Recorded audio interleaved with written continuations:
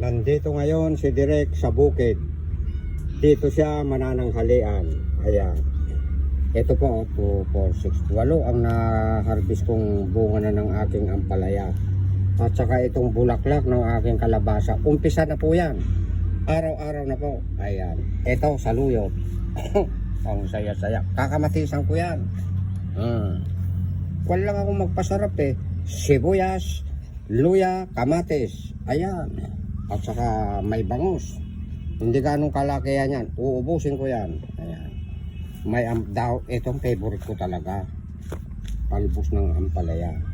At bukod sa lahat, ito ang aking bida. Pampalakas. Baba ka naman dyan. Ito naman sa aking mga aso at pusa. Tilapia. Ayan. Kung gaano ko kamahal ang sarili ko, ganun din ang mga alaga ko. Ayan. Uy, meron pa palang isa rito. Sakwan naman ito, aking dalawang kasama. Ayan. Ayaw nila ng kwan eh. Basta kasama. Ayan. Kasama ko sa trabaho. Ayan. Naman ang isusunod ko. Ulam ng pumipisig-pisig pa. Sa kwan ito eh. Hahatiin ko ito eh. Yung kalahati, tanghalian nila. Pero pinakain ko na sila. Ayan. Ito naman. Wow. Masarap kaya yung kwan. Binabalot ng dahon ng saging. Ayan. Yung kainyo, wag ko nang babalutin. Ano? Nabusog kayo. Asan si Koma? Koma! Come over here. Come on. Halika na. Minsan lang naman mag-English si Daddy. Hindi yung pagbigyan. Nabusog ikaw. Hala. Masaya sila eh. Kapag paparating na ako, sunod-sunod yung busina ko, naglululundagan na sila eh. Yun ang senyas ko na eh sa kanila. Pip, pip, pip, pip, pip, pip. Ayan, sumasalubong na sila.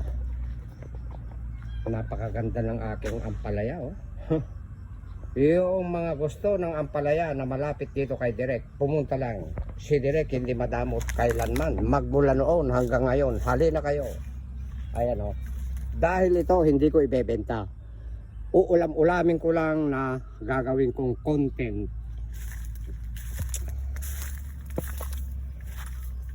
Oh,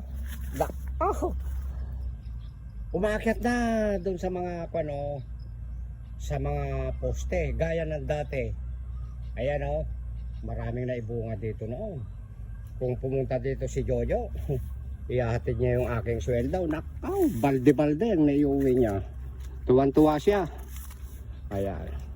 Damihan mo lang kako at pagbibigyan mo rin yung iyong mga kapitbahay.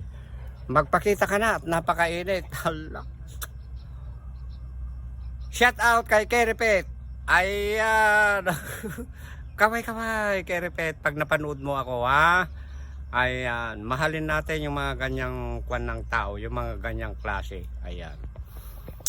Bigyan natin ng pansin dahil wala nang magulang. Ayan. Mamahalin natin yung mga ganyang tao. Ayan. Umaasa sa hingi. Nandun parati minsan sa highway.